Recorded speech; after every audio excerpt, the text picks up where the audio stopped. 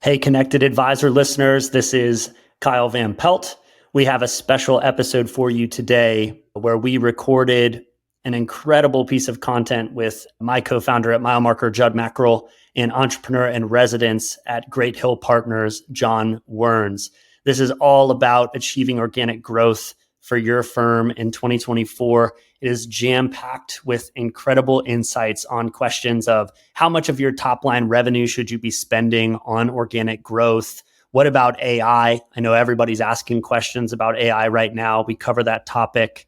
We also talk about what type of lead conversion ratios should you expect in organic growth? All kinds of great questions that I'm sure you're asking yourself. So stay tuned for that. As well as my personal favorite question, is podcasting a channel that advisors should be thinking about using to help leverage more organic growth? If you want to follow along with the content, there were slides and a bunch of quality visuals. You can check this out on YouTube as well.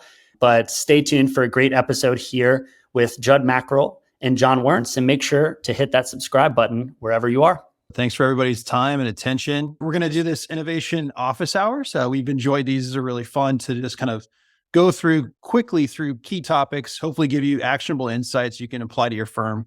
John Wernz is joining me here today. I'm excited to talk about organic growth. He and I have talked about that over the years that we've been friends, just kind of the experience we've had in our different firms. We felt like, hey, this is a great time, November 2023, as we look to 2024, how can we give some cool tips that you might be able to apply to your firm? So feel free to ask questions as we go, and we'll go from here. This is a quick agenda. We're going to move fast because we know you have a lot to do in your day-to-day. So housekeeping, I'll go through that. Intro John, answer your questions, and we'll wrap from there. So real quick, John, here's your bio. Anything you want to share that's not on the screen or kind of to clarify?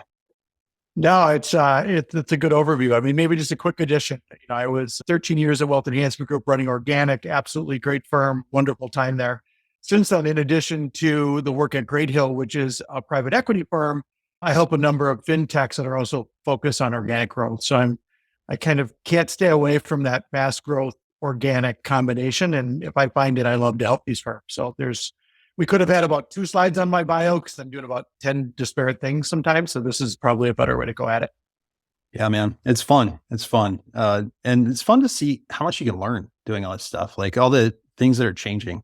A little similar, I was at Orion for quite a while and started a firm called Mineral. We wound up selling that to Carson, went in and grew Carson, not to the scale of wealth enhancement, but really focused on brand and tech and as a lot of fun things to bring to this industry. So we'll combine our experience plus all the things we get to learn sitting on boards and serving all these companies here to walk through these things. So 4 different categories today: marketing and online presence, the role of tech and AI in organic growth, the role of an advisor in business development, and finally, the growth strategy performance. What do you need to do to really evaluate that? So here are the questions that you all provided to us. So thank you for doing that. Thank you for taking time. Some of you, I know who you are that put NA, but anyway, we're going to go through these questions here. I'm going to ask this to John.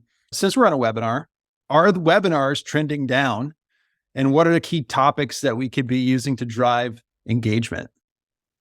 So I was also going to add as we get going, it'll be fun if we disagree on a few, Jud. So I hope I throw out an answer or two and you're like, I'm not sure I see it the same way. So I actually kind of hope that happens. Perfect. It'll show that we didn't rehearse or make sure we had the same answer on everything. So yeah. Are webinars trending down? My opinion is yes. I believe that they trended down significantly as I think we all had the COVID overexposure of webinar. And you saw everyone pivot to webinars, especially firms that maybe did a lot of in-person events, did a lot of kind of, maybe educational events. And so that's it. I think it's moderated. I mean, it's not like it's a dead channel. And it's not like you should run away from it. However, it's not the holy grail. So yeah. I think it has a place in most marketing plans. I don't think it's the one, I wouldn't say it's many firms' number one producing channel. I would think that would be pretty rare from the firms I talk to. Yeah. The topics, well, depends. A lot of these answers depends on what your firm's all about. But, as someone who worked at a comprehensive financial planning firm for years and years, a lot of it was making planning interesting. So, I mean, it was what you would expect. It was tax, it was Roth, it was Social Security, even bent towards a higher net worth client. It was early retirement. It was distributions. I mean, it was those kind of evergreen topics, and then finding a way to put a cool spin on them, right? Like avoiding the tax time bomb, something kind of cheesy, maybe a little lead into it, but trying to put a spin on those same old topics. Yeah, I think, I would say that I'm seeing them trend down too, but I think the thing that people are forgetting is the idea of edutainment. Like most of these webinars are so boring that you wouldn't go to them. Why would your client or prospect go to them? And so like when we're competing with Netflix or live sports or whatever it is, like we have to raise the bar to be interesting. And think about some of the stuff that happened during COVID, where it's like, hey, I'm going to have a private chef come in and teach you how to make fajitas or something like that. Or we're going to do wine tasting, or we're going to do bourbon tasting, whatever. Just some interesting things to diversify it a little bit more. And those topics are way more shareable, one. And then two, they're going to be way more memorable than you talking about backdoor Roths for 30 minutes. So cool. Let's go to the next question. We currently show up on Google for retirement planning near me, but not high enough. What are the best practices to increase ranking organically for certain key phrases? Oof. I mean, so now we're going into SEO, right? So we're into search engine optimization. And, it's a trickier formula. So it's not a straightforward, there's not a single silver bullet. But for those who know SEO, there's a couple main steps, right? First is your website set up right? So, I would want to know what this person, are you tagged right? Is your load time right? Is your website just operationally efficient?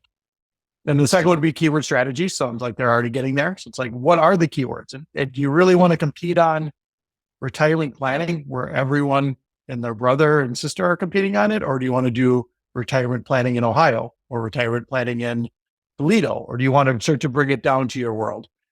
The next thing would be then is, what are they doing for content? How much SEO friendly content are you creating? And I do know there's a question later on AI. We can talk about, there might be some crossover there on clever ways to do that, but are you doing that? And then the last one that I was thinking about was really, do you really have your website set up for links?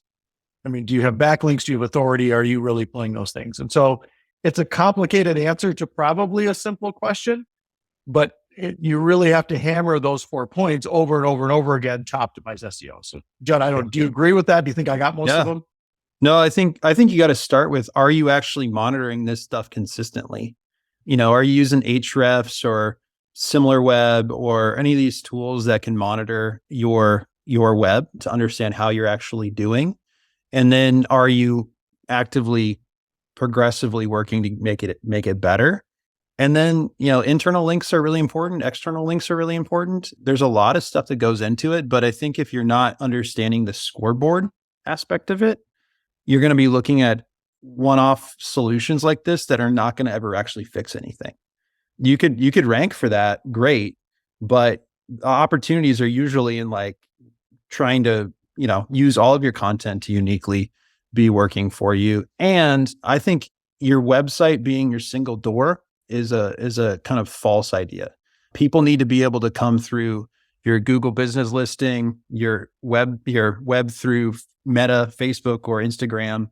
All these different things need to be relevant. Even if your compliance is saying, I'm not going to let you do a lot of stuff on here, it still has to be an open door for people to start engaging with you. Totally agree. Let's see here. Next, what is the typical lead to client conversion timeline? Oh man, this one stumped me, and it's another, it depends. So let's try and make it as straightforward as we can. And the reason it depends is leads come in all different flavors, right? Is this for a lead who downloaded a guide on your website and is, a high funnel lead, doesn't know anything about you, just, downloaded about tax planning? Or is it someone who is closer to an appointment? So I have some issues when people ask these questions, but let me give a couple answers. I'm going to throw out a number so we can give an answer. I'm going to say it's 3 months.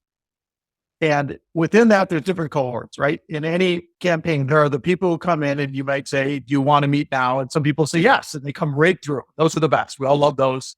Would like a lot more of those. But then there are the people that need nurturing. In my background, I have found the average number of nurturing touch points from a lead originating to becoming an appointment can be 10 to 12 touch points. It's a lot of touch points, right? It's an invite to a webinar, it's a newsletter, it's a phone call, it's a direct mail piece. Could be a lot of different things, but it's a significant number. So that curve stretches out as you get through there. If someone hasn't converted in 3 to 6 months, unless they have a life change, probably not going to. Then you might be waiting for something to change in their life that then makes them a more ideal client. So, but I would say people who judge it fast is a mistake. That probably means they're not doing enough nurturing on the back end. Yeah. Yeah. I would agree. I mean, I think it totally varies. I think trying to understand your averages is huge. So having proper software that actually is built for sales, ironically, most people's sales force is not really doing any sales for their wealth management business. It's generally an operation hub. So think about that and what you could do there.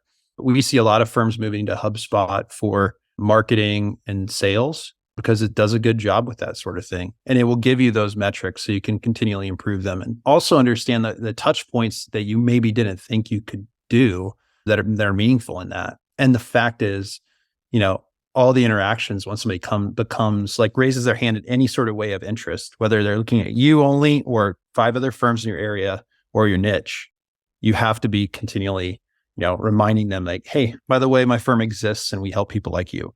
Just that sort of thing has to be a key part of this. All right. What percentage of top line revenue should firms spend on lead generation or organic marketing services? All right. I'm passionate about this one. You ready? This is a great question, and I have a very nuanced answer. Okay, ready? I think there's 2 kinds of marketing. So it's a good question because they said top line revenue, right? And that would infer a top down budget. Like, hey, we're 100 million. We're going to spend 3%. We're going to spend 3 million on marketing. That's our budget. I agree with that to a point. And what I mean by that is I think when you think of marketing for a firm, there is a level of marketing that just needs to be done, right? Do I have a good website? Do I understand my brand? Do I look professional? Am I communicating my differentiating value? Do I have my positioning right? Do I have good client communication skills? Those are kind of the table stakes layer, right? Like I think you need that, whether you're a firm that's into organic or not, you need that baseline. Right? Everyone on this office hours needs that baseline. And to me, that's where the top down matters, right? Like, and that could be 2% because as the firm gets bigger, you might have more different areas to support. Now I'm going to switch gears. When you get into the real question, the meat of this question, which is on lead generation, I think that is a bottom-up budget. I think that is where you have to prove that it works and then scale it incrementally. So in other words, I would never say, hey, a firm should spend 7% of their 100 million, spend 7 million in marketing. It's only if it's working. And the cool thing about a bottom-up is there is no ceiling, right? I mean, if you have a metric and you're hitting that metric, and it could be a client acquisition cost, a net present value, any way you're looking at it, you're hitting that metric. Let's do more. I mean, there might be cash flow. So sorry, I'm ignoring cash flow in that answer and the payback period. But like, if that's not an issue, how high can we make it? Oftentimes in my role as a CMO, it was, how much can you spend at this level of return? Yep. That was how budgeting was done.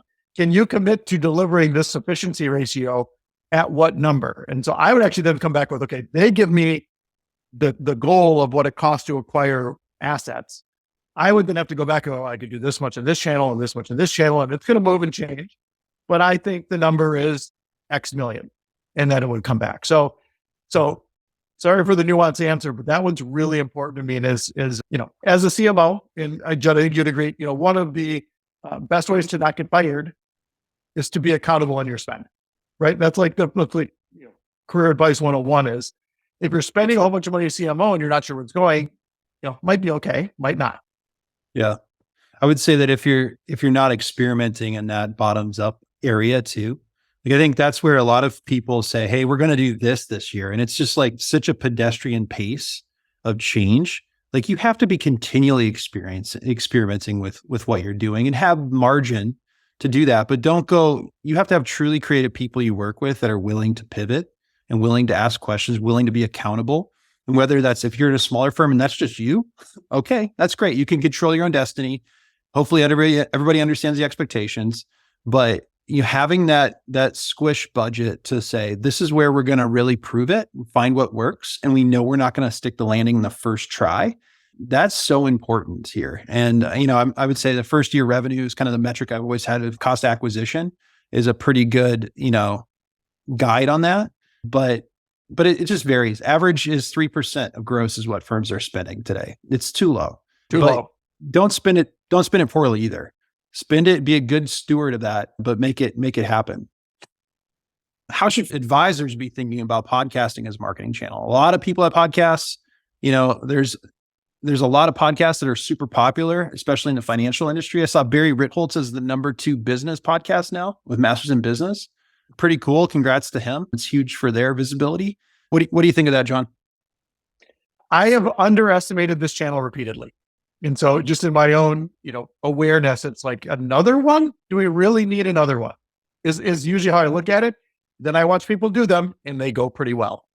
So I would just say this again, as a marketer, is one I think actually is pretty far up there. It could be done. What I will say is there are people who are good at them and there are people who are not at producing and having the ideation. And Jud, I'll actually use us. I wouldn't be a great person at hosting a podcast. I think very directly. I kind of think about certain things. I'm very focused. You and I were at a conference a couple of months ago and you were telling me about a blog post you were writing about being at a brewery and traveling and how it connected. And I was like, no wonder you're so good at this. Like, I can see like your skill set was like, okay, like the way you were thinking that day, I'm like, there's a reason why Jud is so good at content and John's probably more of a P&L guy. And it was like that interaction. So yeah, if I was the one running a firm, I might not do it, because it's also with the smaller marketing group where I was more directly involved in being the host or the content provider. It's not my expertise. And I would have to be self-aware of that. Someone like you, Jud, those ideas creatively just flow out. Yeah. I mean, I obviously I'm pretty biased toward like just creating unique content. I think that's the thing that's missing in our industry, is that if we've been leaning on these marketing companies that are mostly built for broker dealers to be like the place that advisors are supposed to find traction with their marketing, and it doesn't really work.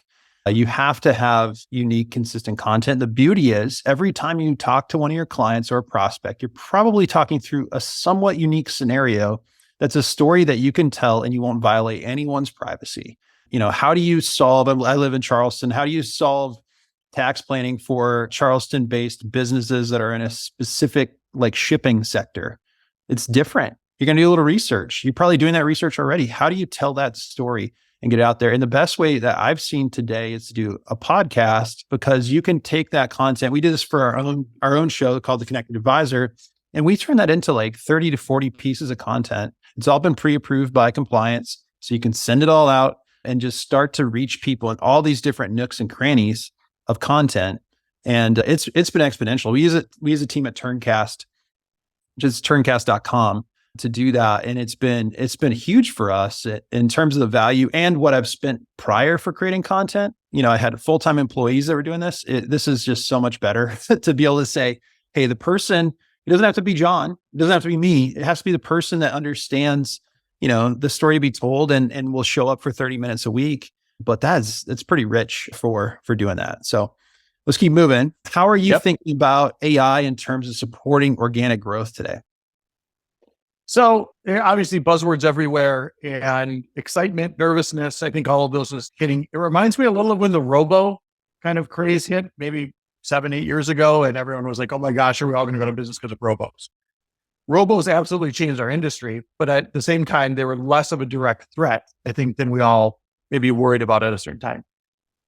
I see AI similarly. I mentioned one of the main usages. This is probably its most basic usage, is content creation or content refinement. And if you're thinking about creating articles or doing SEO positioning, it is a great tool, right? It can both jumpstart you and it can refine. And I use it. Sometimes it's like, kind of have this idea and I need to refine it and get it into I need a almost like I'm bouncing it back and forth way. And it gives me, it's almost like having that copywriter to work with where I can be back and forth and give me ideas. One cautionary note that I've seen when people are using AI for a lot of content creation is don't lose your brand voice. Sometimes as well as you can put stuff into any AI tool, I would argue the brand voice gets muted, and that it's important to, in the final edit, make sure that it doesn't read like an AI wrote it, like you wrote it, like your firm wrote it. Yeah, that's a good call. Yeah, I think obviously it's a tool, it's part of it, but it doesn't do all of it. It doesn't know your clients, it doesn't know you that well. And I think that's always going to be somewhat the case. but you should absolutely be looking at it and considering how it's going to change your firm. We're seeing firms start to use it to analyze their data and the data warehouse to build. It's super cool to see that. Also, the funny thing about this, when I read this question first, is like I had a conversation with somebody the other day, and we used the word AI totally different ways.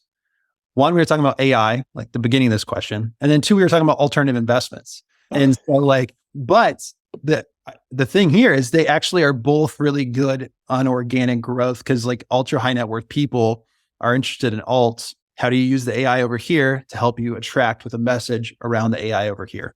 It's just kind of a funny thing that I'm seeing more and more in my day-to-day conversations that might be worth consideration. And one, before you flip, sometimes people say AI, and then I also want to talk about predictive analytics. And predictive analytics has been around for a long time. And I think sometimes it's now called AI, right? Yeah. Or machine learning or different. So there's a slide of what really is AI, because predictive analytics, if you want to broaden the definition of AI to include predictive, then you're like, oh my gosh, can we predict attrition? Can we predict unhappy clients? Can we predict for a new lead which advisor it should go to based on data, based on connections, based on, LinkedIn and personal and Zoom and all of the cool things you can do? That's, is that AI? Probably, but I would argue that idea has been around for the last 5 years, even when we weren't calling it AI.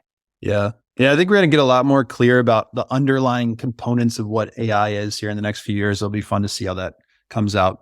How do we best enable our tech stack? How can this help prompt growth within our firm? Jud, I might kick this one back to you. If there's an expert on this, it's you. So I'll do my best to give you something to chew on, but I think, again, you're uniquely qualified to answer this. I mean, again, there's a stage of firm answer. You actually stole one of my answers a little bit, which was, usually when firms are growing to organic growth, it starts manual, right? They're tracking things on a whiteboard or an Excel or in a homegrown something. And then there's kind of the stage two, which is, okay, we're going to actually start automating our marketing. And that's where HubSpot comes in. And I'm sorry to use HubSpot a lot, but it is a great entry-level tool for sales and marketing. I mean, it is. There are others to consider, but HubSpot is the one that comes up over and over again, and firms are happy with. You can also, at some point, outgrow HubSpot, where depending on the complexity and the size of your business, HubSpot may not quite serve it. That said, just absolutely love that tool. And I'll kick it to you before maybe we can come back and finish the second half after that. Yeah. So, I mean, I think really there's so much about your technology you have that is like, it's so subjective, because how skilled are the people that you have to run it? And that's not a slight against them. Their highest and best use might not be sitting and understanding the latest features that your portfolio accounting or planning or trading systems would have. They're better to spend time with your clients. And if you see any trends here in this industry, it's that the aggregation effect is really trying to help point advisors back to their clients. Hopefully, if success happens, the best firms are doing that so that the technology can be more automated, more streamlined, more professionalized inside their business. So the thing that we see a lot, we have a services business that does this, is like, we'll go in, we'll send a team there, and they'll actually go through and make sure, one, does the team understand what they have? Two, do they have the right thing? And then three, how do they professionalize this and scale it? And how do they, like things like fee billing? Like a lot of people are not doing fee billing very optimally or very properly, and it creates a ton of downstream stress inside the firm. Same with all the different workflows that you have. So there's a lot of work that just, you need to do that. You need to tune up, if nothing else. And sometimes you need to say, hey, I don't want to do this anymore. Can we have a partner to run that for us? There's all sorts of scenarios there, but I think it starts with really just the intentionality to go out and say, hey, let's get a tune up and understand what are we working with and how can we get better for all that stuff. So John, hand it back to you on growth. Totally. I'm going to do one other quick, on that ideas.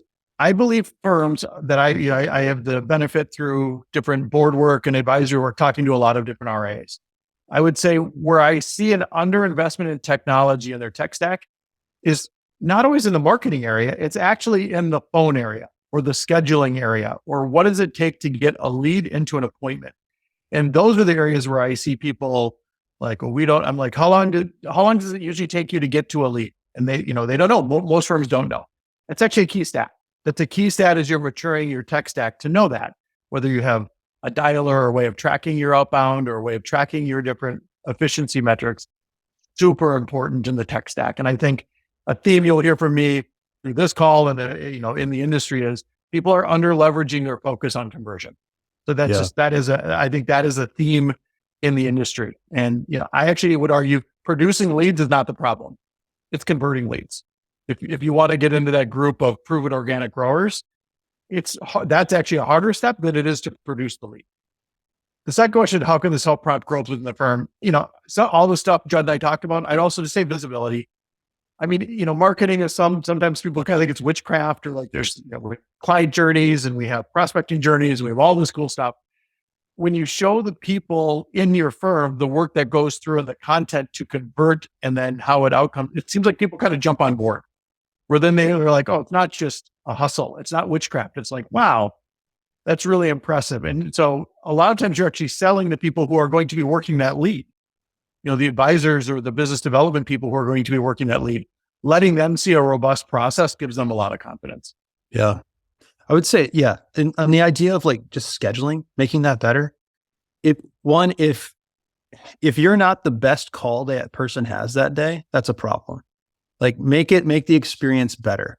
Microsoft Teams is not a good experience. I think everybody that is honest with themselves can understand that. Maybe Zoom's better. Maybe something else is better, but you have to be looking for better, especially for your clients. And then two, the scheduling experience, is that as easy as it possibly can be? If it's clunky, you need to keep pushing in on why it is and how it can be better. Because for growth, you got to be the easiest, best conversation that person's had that day. I think that is a easy goal to have. Achieving it's not so easy, but I definitely think you can get there. All right. Next question. Is it more effective to have dedicated business developers or, salespeople, for the lack of a better word, rather than assigning business development responsibilities to advisors? So you saw me perk up at the budget question. I perk up at this one. I perk up at all of it, but this one gets me as well. Because it is something I think that's actually happening in our industry and is a major shift that's happening. As more and more RIAs grow and have more internal resources to focus on growth, you're seeing an increase in marketing, but you're also seeing an increase, as I mentioned before, in conversion. So you heard me say the conversion focus. And that has to do with both two steps of conversion. There's a step from lead to appointment, and then there's appointment to client. There's two steps of conversion in my simplified model that we all go through to get a new client. This is really addressing, I'm going to say the second part of it is, okay, we have a lead or we have an appointment. How does that become a client?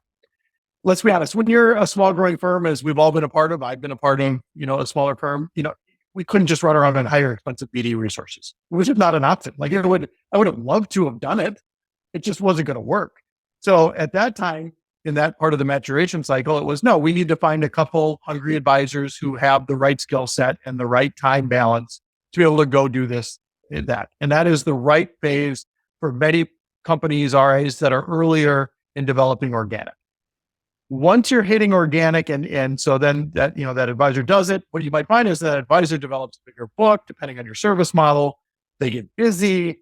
Now all of a sudden they're not as hungry as they once were. They're not chasing the leads relentlessly. They've got other stuff to do. Then you have to find a different person. That's the time where it's ready to consider, let's bring in a BD resource. Because I'm filling up with these programs enough, it's time to bring someone in.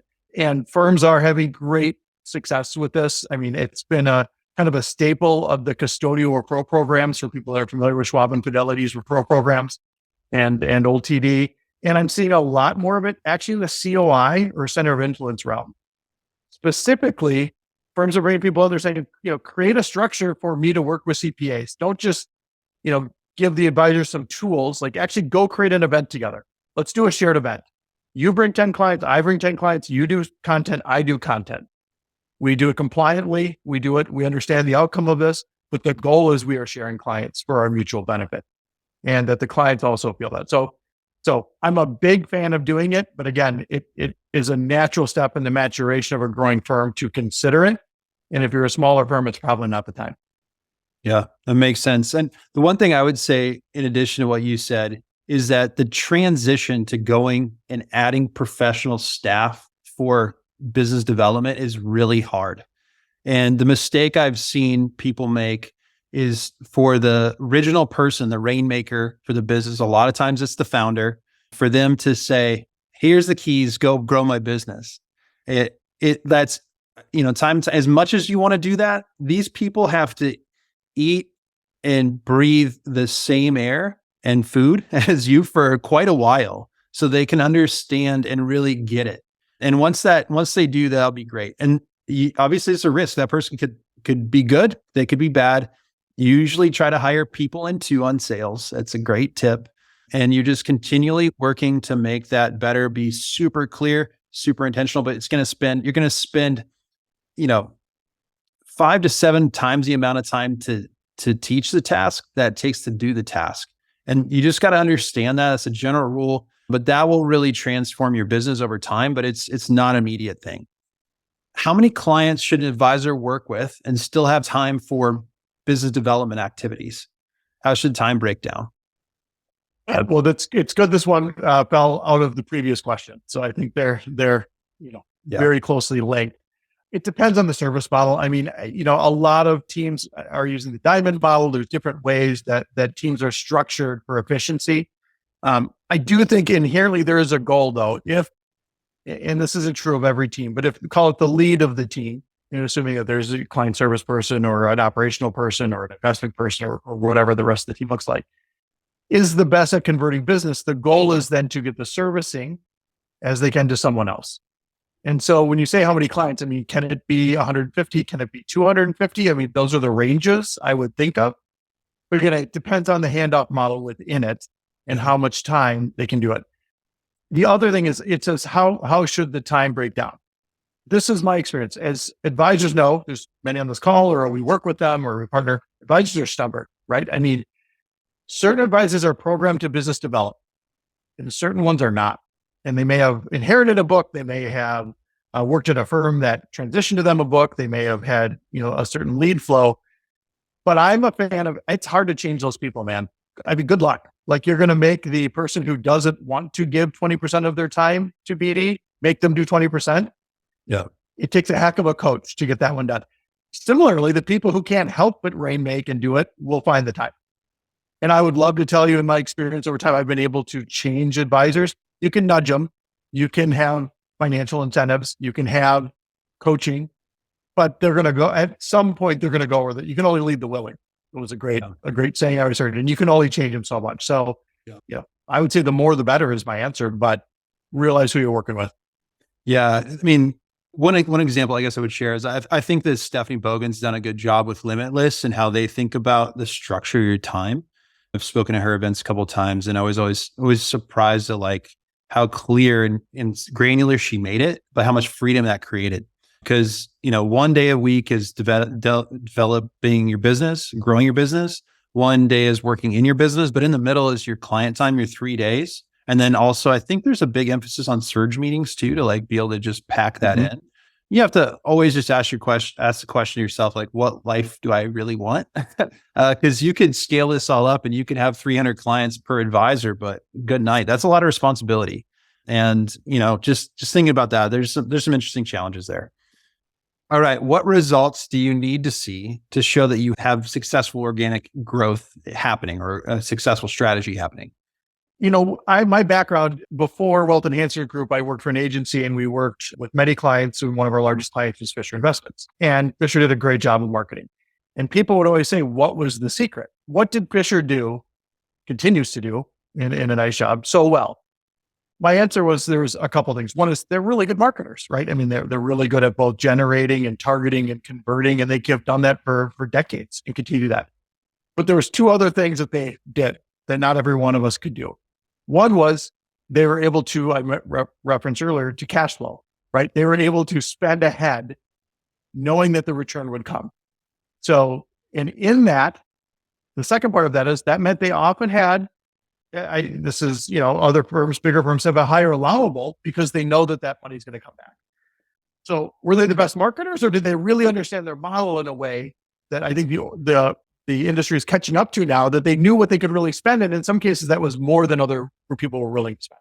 For example, you get $1 million client, they come in, you're charging 1%, you got 10,000. Some advisors would say that's expensive, $10,000 for that client. Some would say that's the steal of a lifetime. And I think it's the steal of a lifetime. So if you look at the net present value and retention and lifetime value of that account, I think it's a steal of a lifetime. So what result do you need to show? You need to show a payback. And I like to do it in a period of years. You could say, it's a 2-year payback. It's a 3-year payback. That's usually the window that I would say most firms are thinking in terms of payback, and be super calibrated with that across your firm.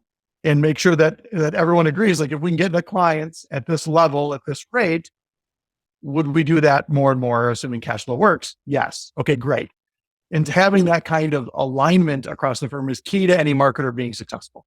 And even back to that budgeting question, Jud, we talked about, it's like, I would get the question was like, how much can you spend at this efficiency level, at this payback level, at this net present value? That was the bottom up level of the budget. And that's where it is there. So I would say, again, I run at a firm. It's like, I would never pay that $10,000 for $1 million client. And while I rub my temples a little bit on that, that's how they run their firm. And they probably run a great firm, maybe not an organic growth firm, but a really tight firm.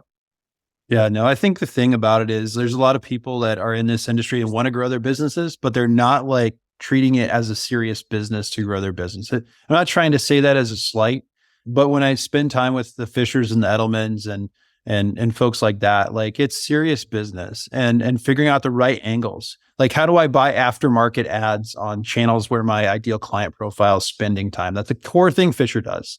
And they're buying it in bulk. They're able to negotiate rates, and they're able to like really go in there and do that shrewdly.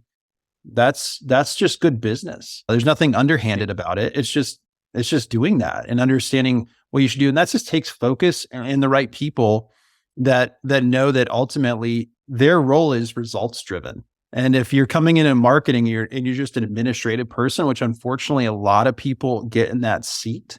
Like, hey, can you make a new stationery for this? Can you get my business cards? I'm like, well, yeah, I can do that, but let's go grow the business. Give me help to do that kind of stuff. There's a big dichotomy, I'd say, that I've seen on that. So my buddy Tim asked about an aftermarket ad. What is that? Give a good definition on that, John. You go first, and then I'll pile on it because so it's what I did. It's what I did for about 10 years before Wealth Enhancement Group was working that space. So these are ads where it's like undersold, or they're ad placements that are probably going to go to like some house account or something like that, unless you get a proper buyer in there. So it's you can buy for next to nothing on some of these things. It still costs money, but like understanding like what is the cost to advertise in this particular forum, and all the varieties of different places that your ideal client is seeing that. This is a lot of like, it's like daytime TV. It's like, it's late night TV. It's understanding even now you can buy, because all the TV is web-based. You can buy in small segments of like an audience of 3,000 people in this little town, like maybe Woodstock, Georgia is a great example, Tim, of like where I could really focus my efforts and do that at a low cost at a specific time. That's kind of how I think about aftermarket. And yeah, because it's not like if you go to the TV station and say, hey, I want to advertise on your station, you're going to pay full freight for all of that stuff. And you don't have to. There's a better way to do that. Agreed. So my background before Wealth Enhancement Group was working in a firm that specialized in aftermarket, also termed remnant, also termed direct response media. And it is exactly what Jud said. I mean, if you go into a TV station or a cable network and say, I want to buy, they're like, here's the rate. The rate is $1,000. There is usually programs. You may have to work with an agency or with someone else to access. You might be able to get that same space for $100. And that is remnant or direct response media. And you give up you might give up a fixed placement, you might give up the prime ad, but at the end of the day, you can buy media at a significant discount. Paying rate card media is usually an activity done by branding companies, not as much companies who are seeking a specific ROI, just to generally split the two. So if you see an ad from that has a call to action of a website or an 800 number, likely was not a premium ad buy, was probably an aftermarket or remnant ad buy, likely. Yep. All right. We're going to the home stretch, guys. Here we go. All right. How much time should you give a strategy to see if it is working before you adjust it or terminate it? I like to think in the world of stage gates. So what I mean by that is I'm assuming we're talking about some form of a marketing campaign, organic growth to get clients. So you spend some money on something. It could be digital ads, right? Could be. So there's usually a range of success, meaning if I'm getting leads between, $0 and $100, I'm pretty happy. And if it's 100 to 500, it's going to be really tough to hit that payback. And if it's 500 or more, I'm just flushing money away. So there's kind of a stage gate there. The next stage gate would be you're starting to look into that conversion funnel that we talked about, that 0 to 3 month. How many of these are actually becoming appointments? Do I have my nurturing set up? Am I seeing that? So I think you want to have a goal when you start, and then you kind of have, I've been surprised. Campaigns always look different than I think, but you want to think, do I still have a chance at success? Is it moving the way through the funnel that I think I have a chance at success? Adjusting? I'm a tinkerer. So I would guess some people I've worked with previously, the teams I've had the good fortune would probably say I tinker too much. I love tinkering. So you should probably wait a little longer. But yeah, that's what I'm like, let's go. I've been always a little more of a gut marketer, even though I'm an analytic. It's like, if I don't like how something looks, it's like, let's make a change. And I probably err on doing that a little too much, I would say. No, I would say the best marketers are salespeople dressed in marketing clothes, because we're always thinking about, like, am I going to get real revenue for the firm? If I'm not thinking about that and I'm just romantic about ideas, I should go work in the creative department. I shouldn't be like really calling the shots on what's happening. And there's nothing wrong with either side, to be clear, but you just need to have the right people in the right seats. But yeah, I think you're right, John. I just think you got to be involved in it. And, you need to understand, because what happens when marketing starts to take off, it creates problems in sales. Because then you realize sales folks aren't ready to call quickly. Well, guess what, guys? We're going to call. We're going to be in front of these people. We're going to be available. And it just creates these things. They're not, you can think about them as problems, but they're really just opportunities for us to all get better. And if we're not in there continually adjusting, we might miss those windows where you're going to all of a sudden have breakthrough success. And that's been my experience anyway. All of a sudden we find it. We're like, all right, go. Let's go. Let's 10x our spend on this, because now we know we can do it. And now we're going to have to 10x our hiring pace to bring in the right people to do this and train them. But that's what we're here for. That's the challenge we get to go after. And Jud, I made that a mistake in what you just said so many times in my career, where it's like, oh my God, this new channel is working. Let's go. And I haven't fully thought, okay, what is that going to do to this stage of the funnel? What is it going to do? And all of a sudden, you've got too many leads. And if you have too many leads, you don't convert them at the same rate. And all of a sudden your metrics go. And I can't tell you, I've done it multiple times. It's like, I got to know better than to get excited and just hit the gas when I do not have the full process ready to take it. Yeah, it's a fun challenge. All right. Next question. What new or seldom used strategies are worth considering or researching? Could go a lot of different ways with this one. The one that I'm really excited about, and I am an advisor to a firm in this space, is around testimonials, actually. And with the new guidance and the new rules, I do think there is a great window for firms to do this and do it compliantly, not risk a speeding ticket, not put themselves out there too much. And I'm seeing an increase in firms who want to do that and want to do it on their own platform and do it through Google reviews. And so I do think there is some low-hanging fruit there that for the first time you can wade in without the fear of getting, with a lower risk profile than perhaps, historically when people were there. But I would also, if you're going to wade in, make sure you know the rules, because how you ask, how you screen, how you're choosing which ones to use still matters. And it is an important area. So that would be one area. A second area is, I mentioned a little when we talk AI and predictive, but I'm seeing some cutting edge work out of some of the larger RAs on matching leads to the right advisor through whether you want to call it AI or predictive analytics and big data.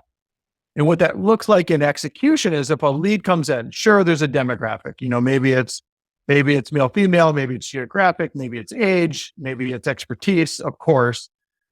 But there are also ways now to use big data to be like, oh my gosh, this prospect has 7 Facebook friends and 5 LinkedIn friends and lives a mile from my sister. And while you have to be careful in how you use that data compliantly, your odds of converting a client go way up. And so you're starting to see the big firms really look into like, there was a smarter way to match prospect to multiple advisor. And it's not just the basic 2 or 3 things. It's actually a much more exciting interaction. And firms are starting to prove that close rates go up when you can do that well. Yeah. Yeah. I think there's a whole new frontier of like high net worth data and understanding, who can I target? We saw today HubSpot purchased Clearbit. That's a huge deal. That's going to change a lot of B2B. You're going to get a lot more targeted emails from folks that are selling you solutions as advisors from that. And, it's just a new frontier. And I think we have to be always looking at how can I use data and insight for me to have right fit, the right offer, to even challenge the things I'm offering, to like reshape my service model potentially. There's a lot of things that we just need to be willing to think about and consider. So let's wrap up. Appreciate everybody's time today. John, what are 3 things advisors can do right away to improve and accelerate their organic growth? The first one, I think we did touch on this, is have a plan, write it down. And my preference is a document, not a PowerPoint. That's just where I come from. What are you trying to accomplish in the next 3 months, 6 months, 12 months? What are you going to test?